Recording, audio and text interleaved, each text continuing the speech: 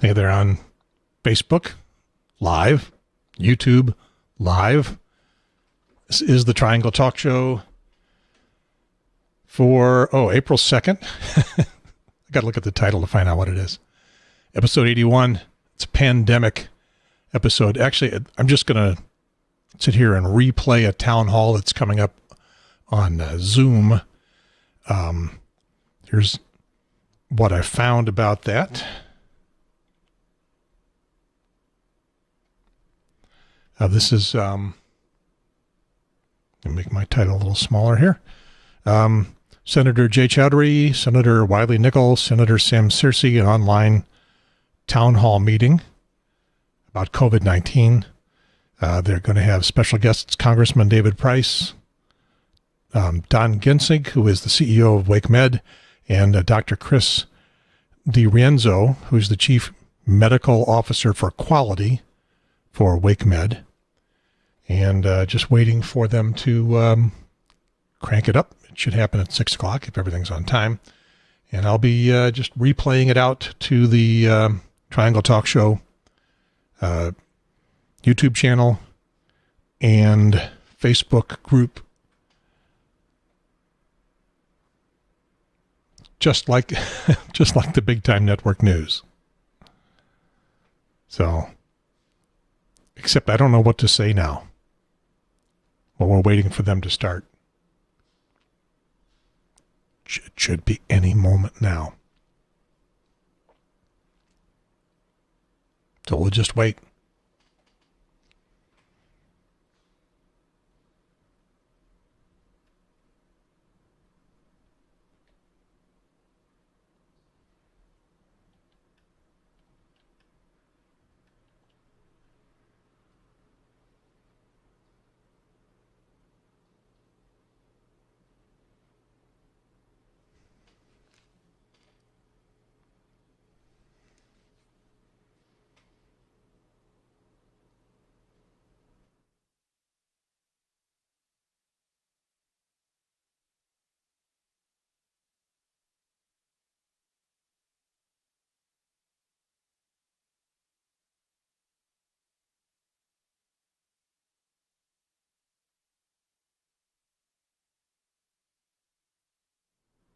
Okay, and they're late.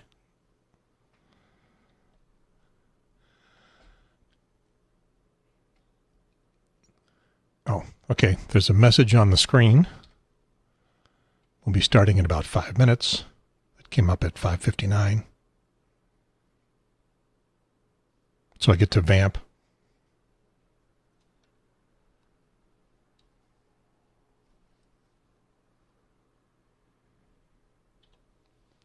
How are you doing? I'm doing okay.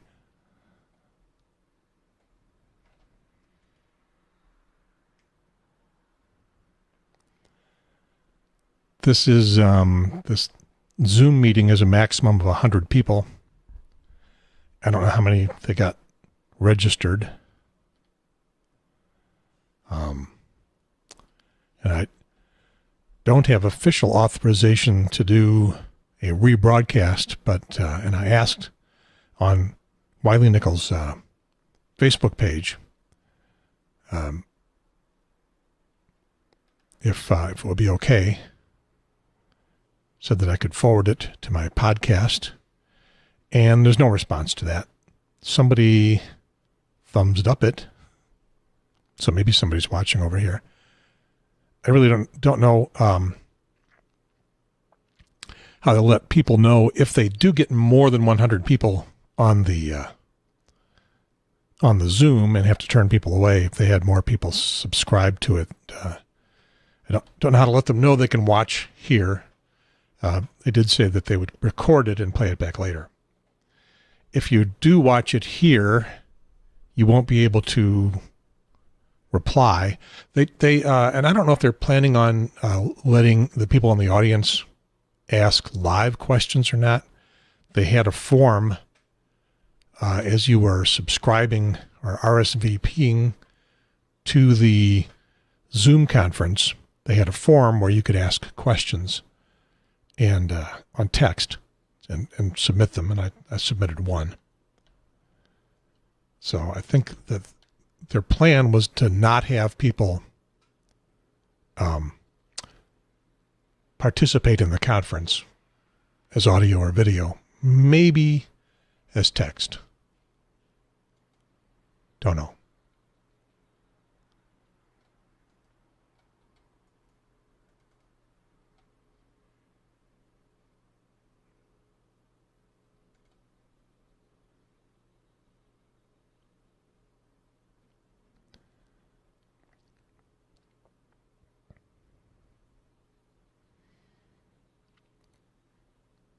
And I guess if you want to get in at the last minute, well, it's probably too late to get in at the last minute.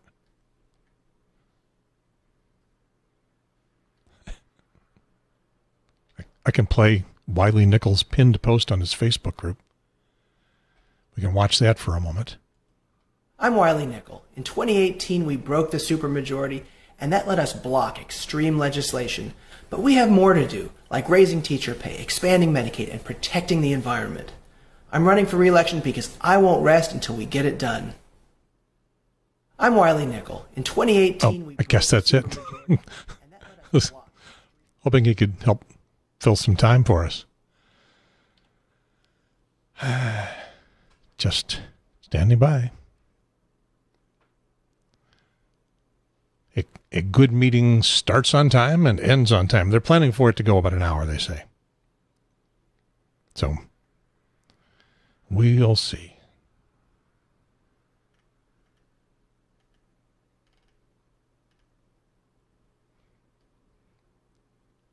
I'm glad it appears to be starting today. I saw an interesting thing on Wiley's Facebook page on photos.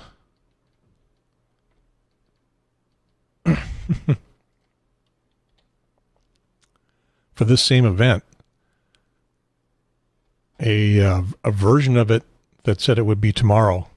And I actually thought, I came across that doing a Google search, just looking for a little bit more information about this event.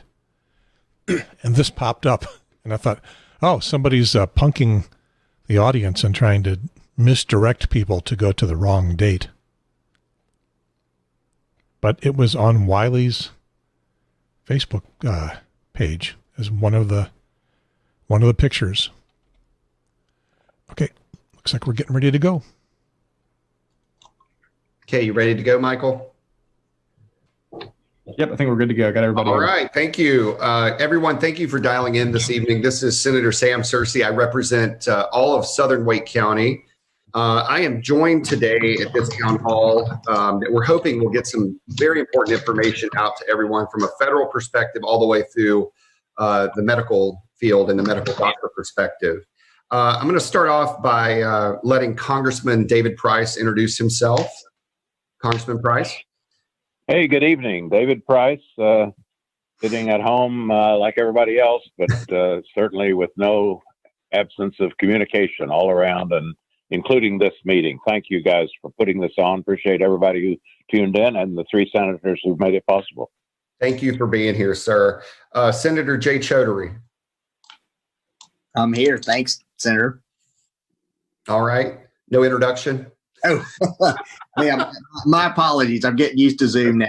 Yes. Well, first, thanks to Senator Searcy for hosting this Zoom call, and thank you to Congressman Price for joining us. I know that the last 3 weeks have really changed and really turned our world upside down, and I know there are a lot of questions that we need to field from folks in the area. As many of you may know, I represent Wake County. I represent the city of Raleigh, Cary, and Garner, and also serve as the Senate Democratic Whip, and really look forward to fielding folks' questions. I think the most important thing that we can really do is listen, since we are getting ready to hopefully come back to session soon to address, provide a state relief package to the folks here in the state. Thanks again, Senator Searcy. Of course, thank you. Senator Nickel. Hey everybody, I hope all of you are staying safe out there. I'm Wiley Nickel. I represent Western Wake County, Cary, Morrisville, and Northwest Raleigh, and looking forward to talking about the things that are happening to help folks out there, and the things that we can do in the legislature to continue to provide a robust amount of support from state government. Perfect. Thank you. Do we have Don Ginsick, the CEO of WakeMed, on? Okay. Do we have Dr. Chris D'Arienzo, the Chief Medical Officer at WakeMed? Okay. I think WakeMed's having a little bit of technical issues dialing in. So what we'll do is we'll go ahead and jump right into Congressman Price's remarks regarding the federal response to the COVID-19 crisis. So Congressman Price, please proceed. The floor is yours. All right. Thank you. I appreciate the chance to do this, and thank all of you for coming together, but also for all the good work everybody's doing. This is an all hands on deck moment for sure. And I think like nothing we've ever seen. But the federal aspect, I think most people know about. We've had three bills, mainly funding bills, which deal with various aspects of the crisis, and I'll very briefly go through the main features of those. But I first want to say how glad I am to have the WakeMed folks on, the healthcare providers here, and want to express thanks to them and to everybody working with them all up and down the line. As well as first responders and delivery drivers, and grocery store workers, and cleaning staff, and childcare workers, and so many people who we're dependent on at a time like this to keep us all going. So thank you to everyone, and I think I would speak for everybody on this call in saying that we want to back you up. We want to be supportive and to have to the extent government can help. And this is a moment when we do need a competent, legitimate, straight up government to pick up its responsibilities. We certainly want to be a part of that.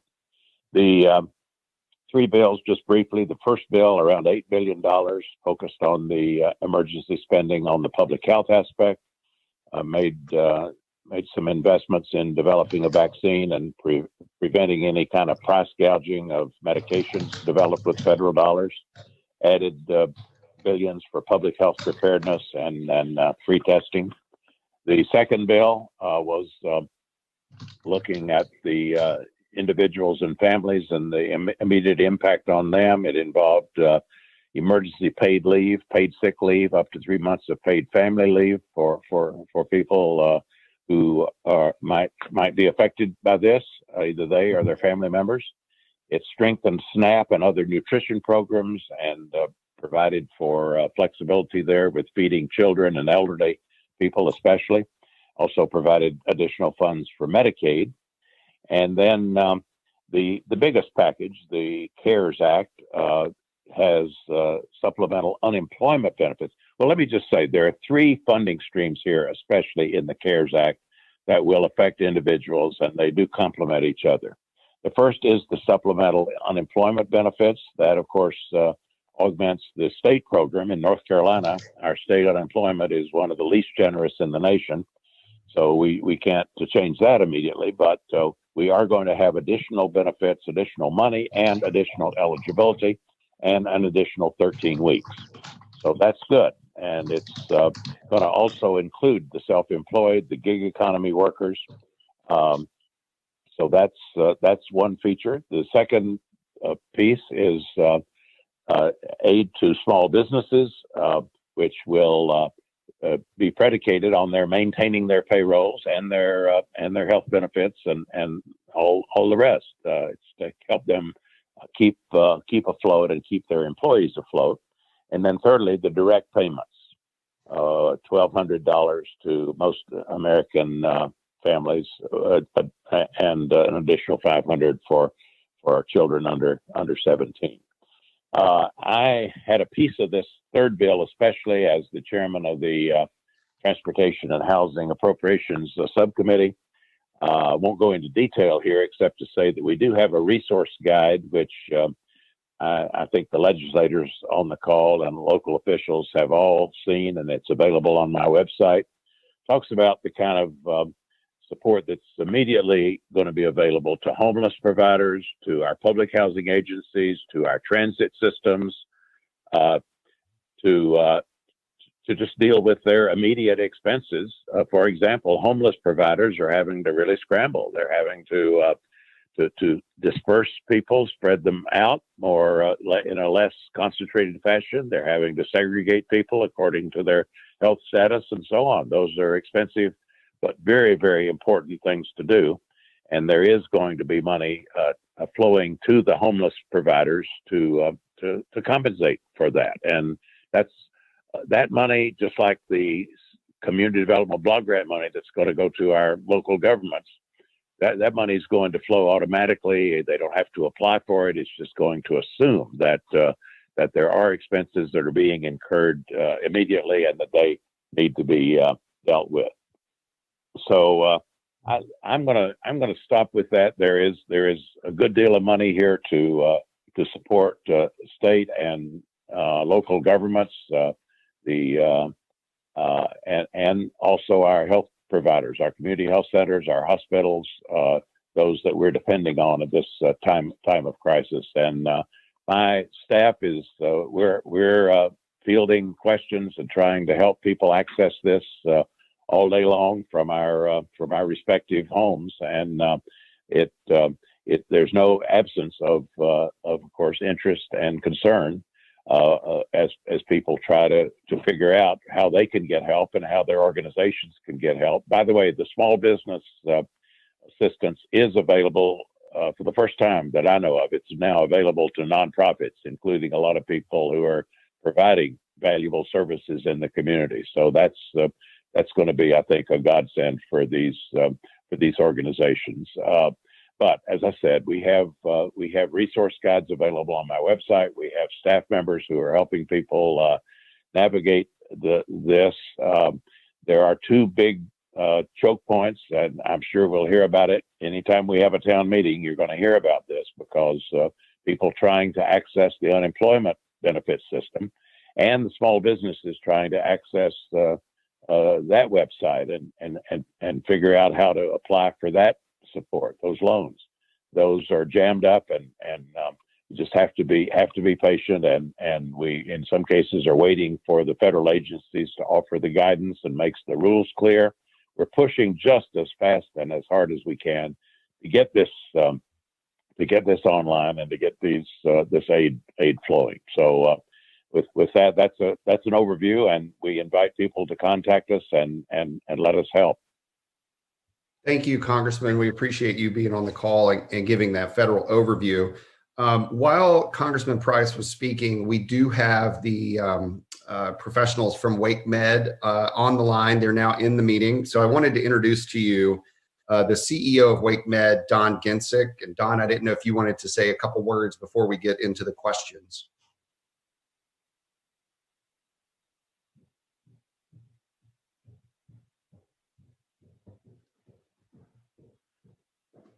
We may be having some technical difficulties there, Sam. Okay. Well, they're on the line, though, right? I think I saw them earlier. Yeah, we're working. And we also have the Chief Medical Officer from Wake Med, Dr. Chris D'Arienzo, who hopefully they'll be able to speak here soon. So I'm going to just get jumping right into the questions. So the first question is from Greg, and it's been assigned to me, Greg. So if you're on, I'm going to take this one. And the question is, what is the state planning to do in terms of helping small business owners in the short term, long term due to COVID-19 and the pandemic? Also, small businesses who rent in commercial spaces, buildings, will there be a 6-month or 1-year moratorium on evictions? So let me take the first part. So there are several things that are happening in fast action with our small businesses and how we're trying to address that situation. First of all, and Senator Chaudhary, you may want to jump in at some point, we have the Golden Leaf Foundation, which has set up basically a bridge loan program, and it's funded to the amount of $15 million. Those are $50,000 loans that eligible businesses can receive that are meant to sort of act as a stopgap between the time that you will apply, and then hopefully receive any assistance from the Small Business Administration from a federal level, whether that's payroll, whether that's operating expenses, whatever expenses you're trying to cover, or debt relief. So hopefully we can help stanch the flow a bit there. We are also looking at funding other potential programs to help our small businesses in the state of North Carolina, but we also have to see first how this federal money is going to flow into the state and how it's going to be divvied up in terms of relief that will be issued. So that's something to stay tuned for. It's still very early days there. In terms of the small business and commercial space, and whether there would be a 6-month or 1-year moratorium on business evictions, I have heard the term 3 months and 6 months lifted up to the governor's office. I have not heard anything further as to whether or not there will be a moratorium on further commercial evictions. I can tell you there is now a moratorium residentially on any cutoff of services such as water, gas, and electricity, and I believe that runs for the next 60 days, if I'm not mistaken. So hopefully that helps start answering that question. But you have to remember, this is a huge amount of money that's being distributed across the country. And we're still trying to figure out what agencies it's going to flow through and how the state is going to utilize those funds. So there's still a lot of stuff to stay tuned for, and probably many more town halls to have to discuss in more detail. So thank you for that question. The next question is from Lango. And this is to Don Ginsig. I don't know if he's able to now speak, but the question is, are we ready to handle the peak here in Wake County, at least from the wake bed perspective? And Don, are you able to dial in now? No? Okay. I will skip ahead, and then when they get online, we'll come back to the questions for the physicians. Senator Chaudhary, this question is for you. What actions do you anticipate or have you heard that the NC General Assembly might take in the short session to address the COVID-19 crisis? And that question is from Terry. Yeah, thank you, Sam, for posing that question, and thank you, Terry. Let me say a couple of things. Number one, as some of you all may know, there is a bipartisan working group led by Senator Berger and Senator Blue to focus on agreements as to what our recommendations ought to be for a state legislative relief package that we will have now that Congress has passed 3 federal relief bills, number one. And number two, Senator Searcy, myself, and Senator Nickel are all part of different working groups that are focusing on various issues. And again, we would welcome the opportunity to get feedback from our constituents as to what areas we ought to, what we ought to focus on specifically. Let me just highlight a couple of the areas that we're focusing on and where some of those discussions have been. Number one, with unemployment benefits, something that Senator Nickel has been very vocal about. We also just heard from Congressman Price. There are concerns about our unemployment benefits being really the shortest and smallest amounts in the country. And I think that's something that will warrant a lot of discussions, and we have a committee that's focused on looking at that. In addition, as Senator Searcy mentioned, we have an economic development committee that's looking at a host of issues. We think that a bridge loan, a loan that can provide smaller dollar amounts to small businesses while they're waiting for SBA loans to come through, is important. Senator Searcy mentioned the Golden Leaf has established a $15 million loan, but it's our understanding that they've received up to $65 million worth of requests for those loans. So there's a huge, huge demand to make sure that we're out there supporting small businesses. We've also heard the importance of tax release. We've also heard the importance of making sure that utilities don't shut off these businesses that are still trying to continue. We have a health care committee that's also in place. And certainly based on my conversations with the healthcare community, we know that the priority is getting personal protective equipment as well as N95 masks. I think all of us have received leads on how to get more masks or personal protection equipment. We have sent those to the governor's office to make sure that they can follow those leads. And as many of you all know, that is the number one priority for the governor's emergency management director, but we are essentially competing with other states and the federal government to get those in. And lastly, I will mention I am chairing our working group on elections that really doesn't get a lot of attention. But if we think about the impact that social distancing may or may not have as we go into the fall election and what that means for showing up at your polling site, it could have a huge impact on our ability to carry out an election. And so we've been in conversations with the State Board of Elections that's been giving a lot of thought to this to make sure that every citizen really has the opportunity to get a chance to vote. And that may mean modifying the ways that we allow for absentee ballots to be submitted, and it also means that we need to have more poll workers to staff more sites. It also means that we need to think through how we're going to handle retirement homes and those areas where we know there are restrictions on personnel to visit them, and how are we going to facilitate to make sure that older North Carolinians have the opportunity to vote. So that Senator Searcy just highlight a couple of the different areas that we're focusing on a working group. Again, I would encourage folks to reach out to all of us if they have ideas about other recommendations that we need to focus on. Thank you, Senator Chaudhary. And I understand we now have Don Ginsick, CEO of WakeMed, now on the call. Hi, Senator. Can you hear me okay? Absolutely. You're coming through loud and clear. If you wanted to give a brief introduction, Mr. Ginsick, I think that would be perfectly fine. Oh, thank you so much. My name is Donald Ginsick, and I have the honor and privilege of being the president and CEO of your WakeMed Health and Hospitals.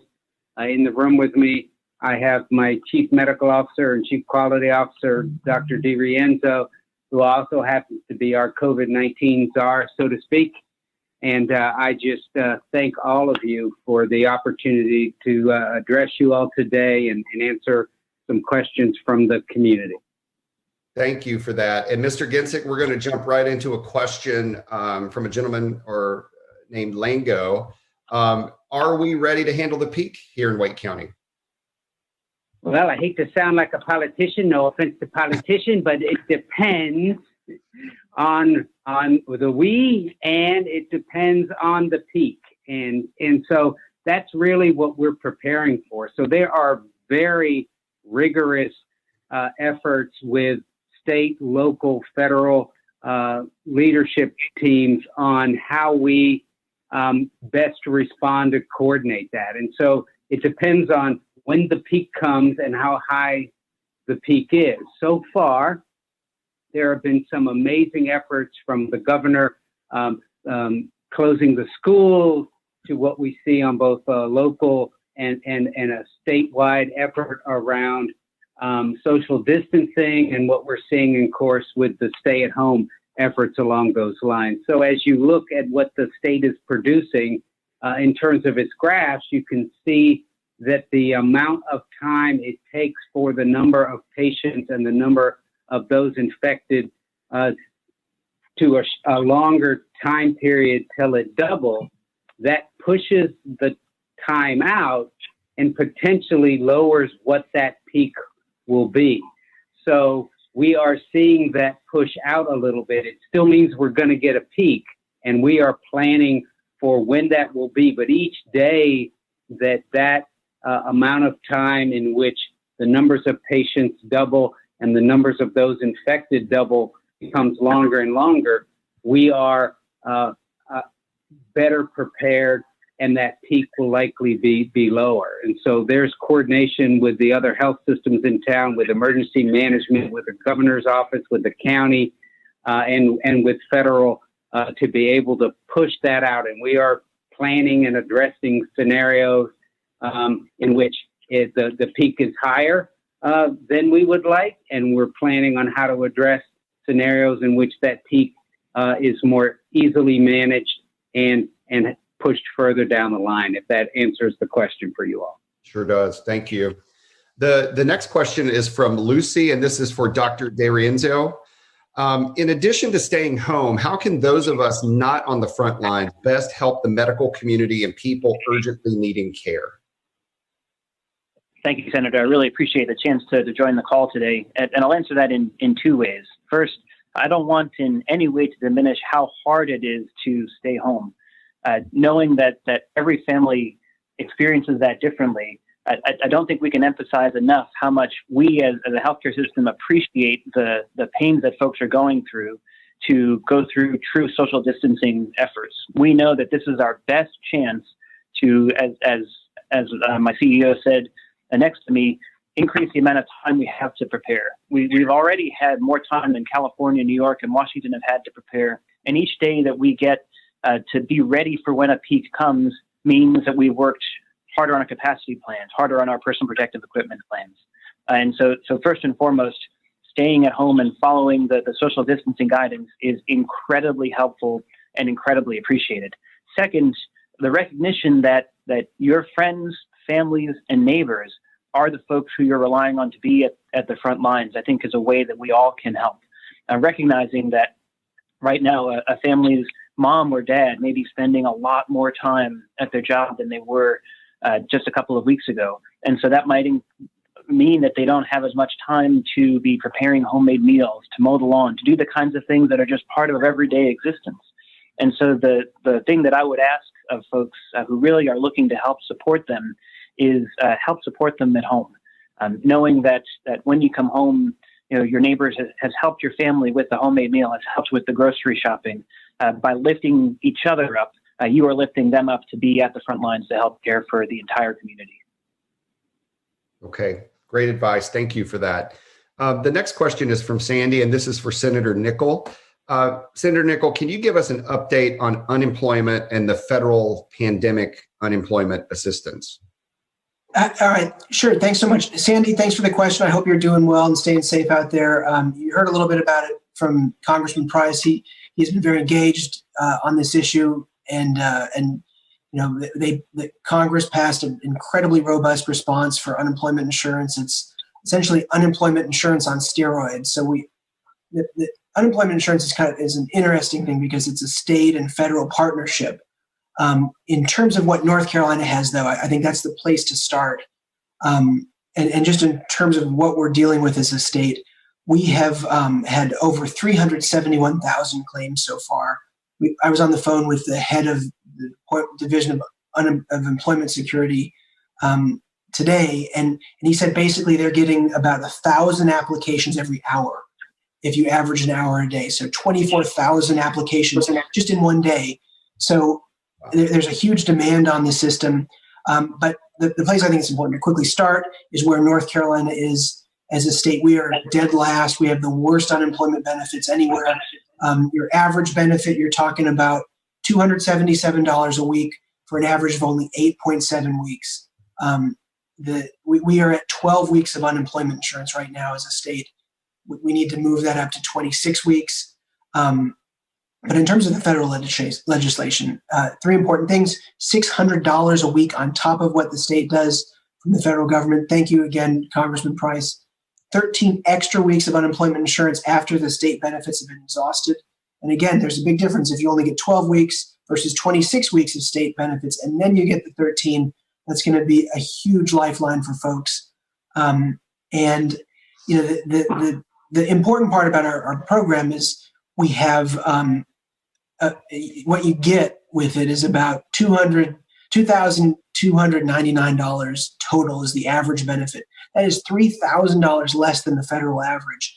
The good news, though, is we have about $4 billion in our unemployment insurance trust fund. We are number 5 in the country, so we can afford to be generous. The things that the legislature needs to do are expand the dollar amount of benefits on the state level and increase the duration of benefits and increase access to the program.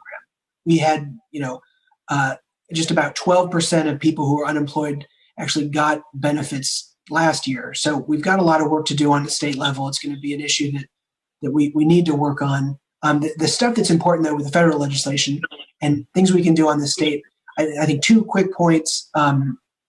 Work share legislation. 27 states have this ability for employers to take their employees part-time.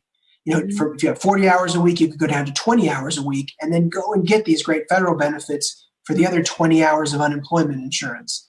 The governor, has also issued an executive order that's done a lot to help people affected by COVID-19 get unemployment insurance benefits, making it quicker and easier.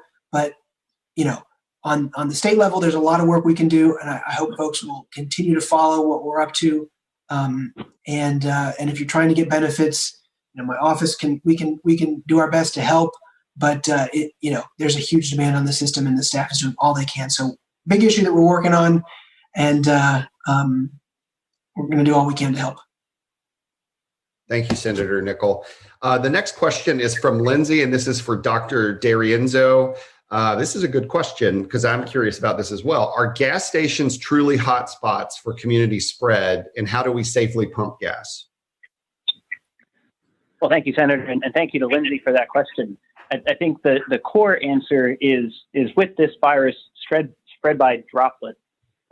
Really, there's anywhere in the environment that you could get COVID-19 from. And so what I mean by that is the two primary ways that the virus can wind up inside our bodies is either from a droplet that's on a thing, and so someone's respiratory droplets have got on this table or on a gas pump or on a checkout line or anything in the environment, and then we touch that droplet and that gets into our mouth or our nose or our eyes into a mucous membrane, or someone coughs or sneezes the droplet directly onto you.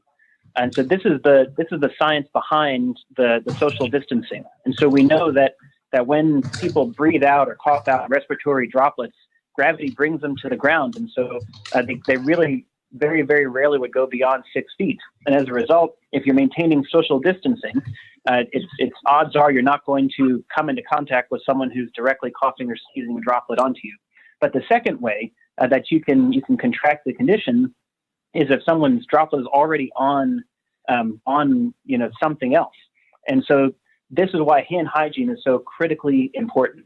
Now, one thing I worry about when I see folks wearing gloves to pump gas is that may keep you from getting a respiratory droplet onto your hand. But then if you use that glove and then you put the credit card in and take it into your purse, the droplet's gotten on that. And so if that's not cleaned, later on, if you then touch your wallet or your purse or your glove, and then you touch your eyes or your nose or your mouth, then you're really having sort of the same challenge there.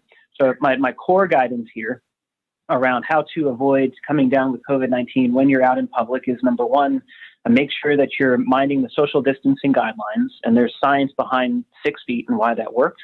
And then number two, anytime you're touching the world, the doorknob, the gas pump, your car door, etc., make sure that you clean your hands before you touch any part of your face. And that really is the best guidance that we all can follow to stay safe and healthy. Perfect. Thank you. The next question is from Donald, and this is for Senator Chaudhary. How is COVID-19 testing progressing here in North Carolina? And do we know how many confirmed cases we have currently?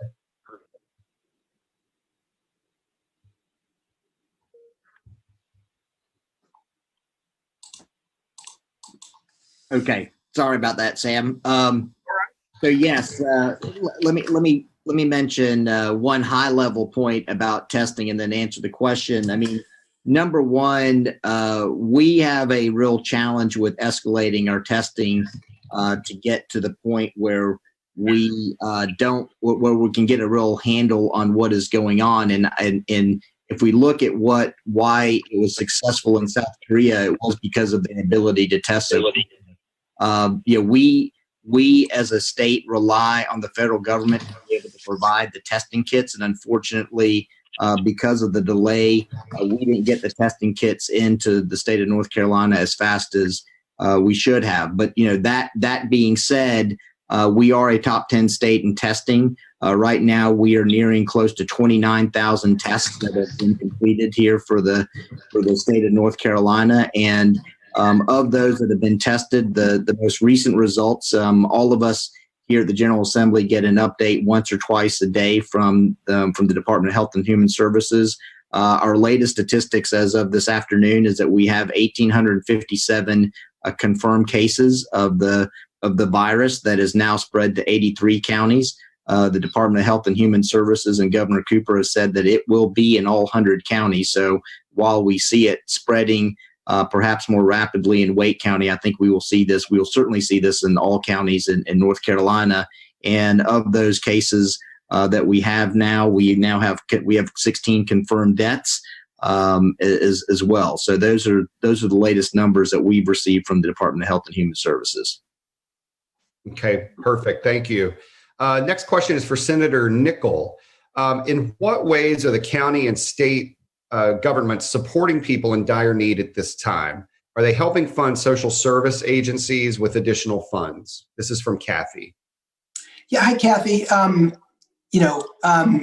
The governor, I think, is taking a big lead here through executive orders. So that's kind of, I think, an important place to start. He's prohibited utility providers from shutting off services. I think that's one great place to start. They've really just been working on public safety to start. So, stay at home, making sure that rolls out the right way. We've got a lot of barriers to unemployment insurance that the governor has removed through executive order. Those are some of the immediate things that are happening on the state level. There's a lot of work that we need to do as a state to go in and help folks. Some of the bigger things, I think, are passing a budget, expanding Medicaid. Those are ways that we can immediately help people, and then fixes to programs like unemployment insurance. Okay, thank you, Senator Nickel. Next question is from Nancy. This is for Dr. D'Arienzo.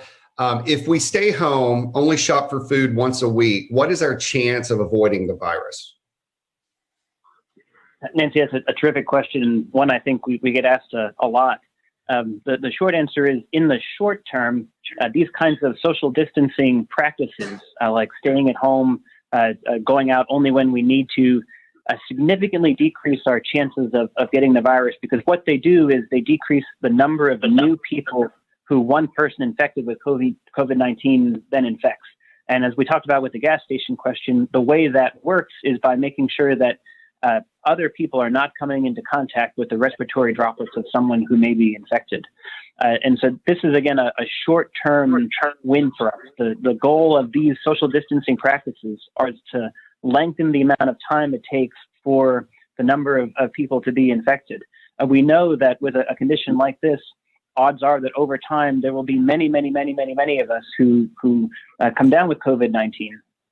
And if we can spread out the period of time over which that happens, it, number one, increases the amount of time we have to do research on new treatments as well as potential vaccines, and make sure that if there isn't a very large group of people who come down with it at once, we have the kinds of capacity in hospitals with ventilators and critical care units to take care of them. So again, the short answer is, right now, our best and most powerful tool within our tool belt to combat the rapid spread of this virus is through social distancing. And again, I'm incredibly grateful to the pains to which folks are going to right now to try to stick true to these rules.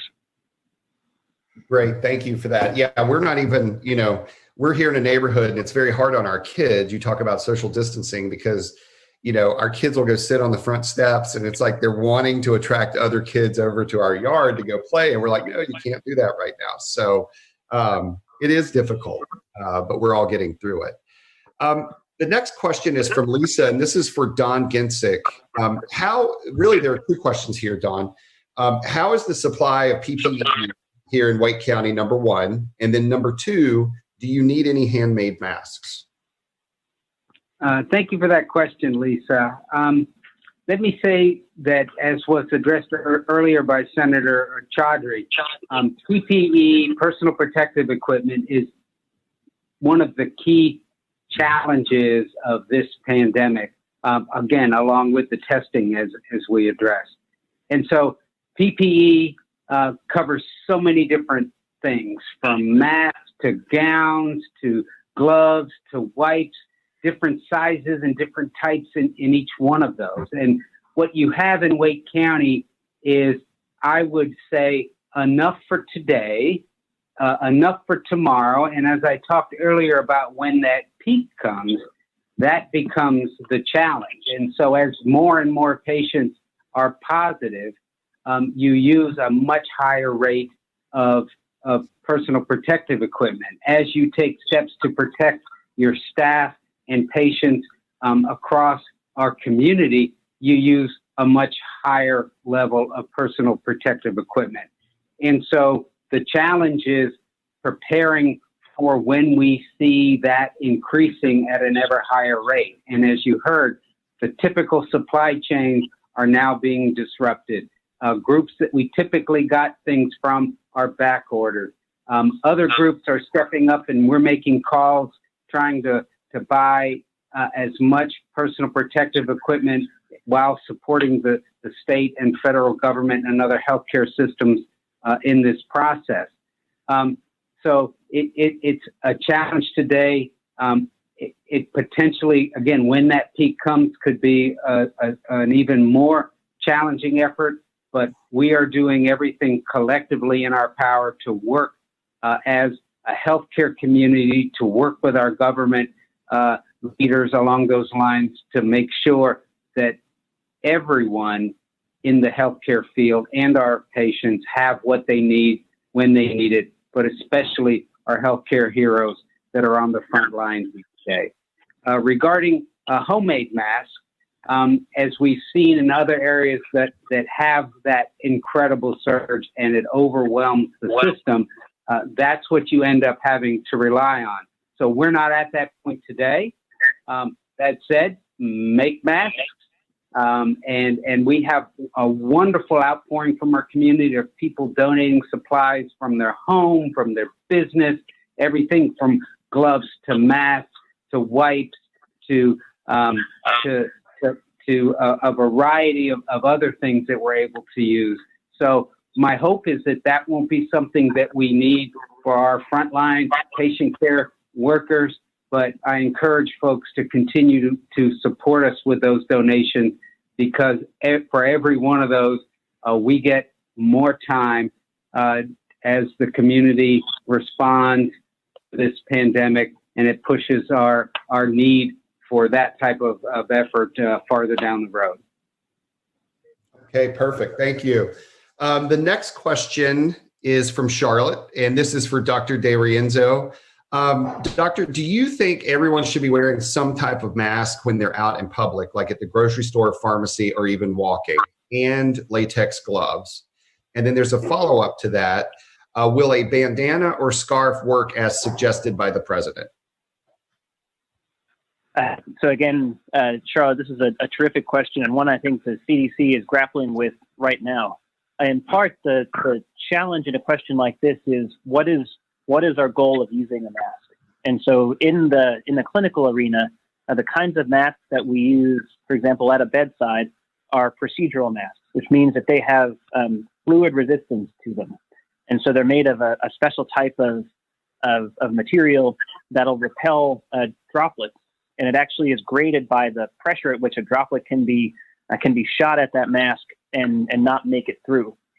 So within the clinical arena, those kinds of procedural masks both keep your own respiratory droplets in and keep other people's respiratory droplets out.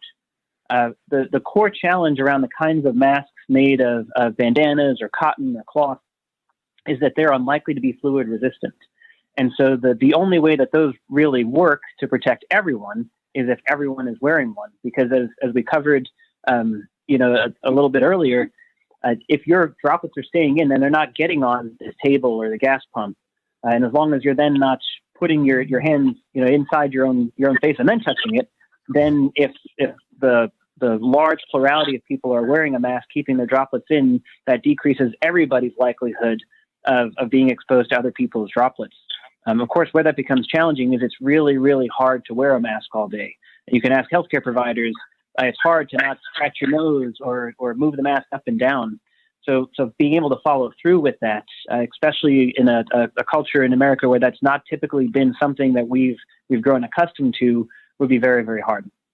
Relative to the gloves, as we talked about, I think gloves will protect you from getting droplets on your skin, but the core challenge then is, just like we're taught in the clinical world, when you enter a room, you do your hand hygiene, you use gloves within a patient's room, you then have to take them off and then perform hand hygiene again if you're going to keep those droplets off of your skin. So once again, it's very hard to use gloves in a way that are going to ensure that you're keeping droplets out of where they need to be. So all that said, I know that there are many, many conversations around the country right now around should we all be wearing masks. The kinds of masks that our clinical care workers need at the bedside are the ones we are most focused on. And I'll be curious to see where the CDC goes on recommendations for other masks in the coming days. Okay, thank you for that. Next question is from Judy, and this is for Senator Nickel, and it's really a two-part question. So, Senator Nickel, here's the first part. Employees that have filed unemployment for reduced hours, how will that be affected if I get the payroll plan?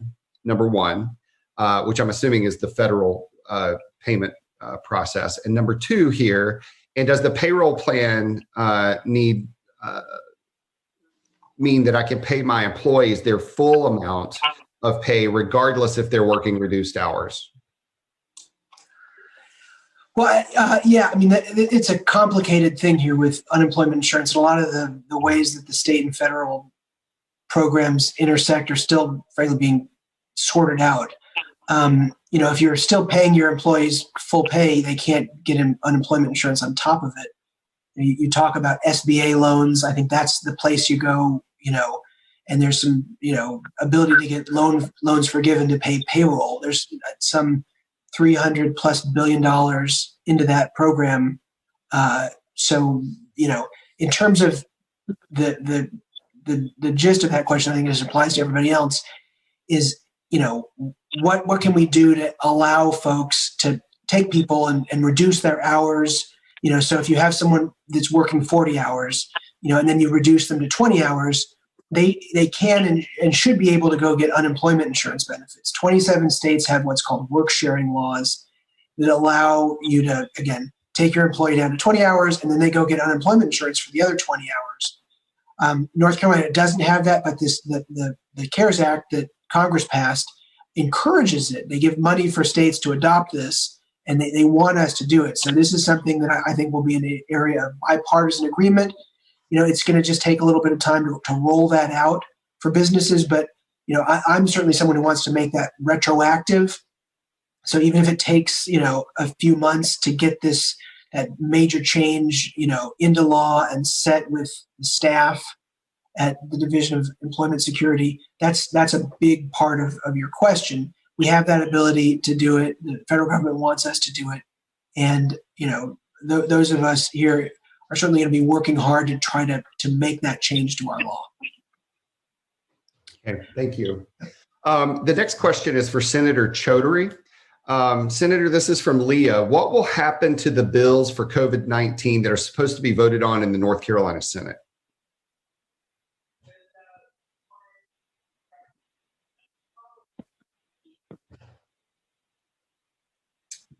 So the bills that we are scheduled to vote on, I mean, obviously all of this is going to depend on when we come back to session.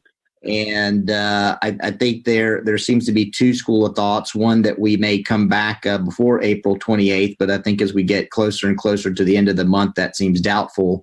The other school of thought is that we will have session on the 28th, and I think some of the conventional thinking is that it will be a very short and quick session. I mean, I think we're in an unprecedented time in the sense that because of social distancing, we can't all gather together in either chamber together. So there's discussions about whether members need to come in and vote individually for bills. But I have confidence that we are going to find bipartisan agreement on a wide variety of the issues that we talked about, whether it's on healthcare or whether it's on helping small businesses, whether it's on looking at election reforms, that I think we will come together and pass those bills when we do come together for a short period of time. Now, that being said, I don't think we're going to agree on everything. I think there will be disagreements on issues that, from my perspective, I think this virus has exposed a lot of the inequities that we are seeing across the state. And just as one example, I mean, there's been a lot of debate about the lack of access to broadband. And I think as Senator Nickel and Senator Searcy and I both have young children, I mean, we're fortunate that we live in Wake County where our kids can get online and engage in distant learning. But that's a real challenge in other parts of the state. I don't know if we will resolve issues like that. But that being said, I think that there will be opportunities to focus on other issues that could provide us short-term relief with the virus. Great. Thank you for that. The next question I am going to take, and the next question is, as COVID-19 affects the local economy, that's evident all around us, is there a plan to address the inability to pay rising rent costs as more residents are being laid off?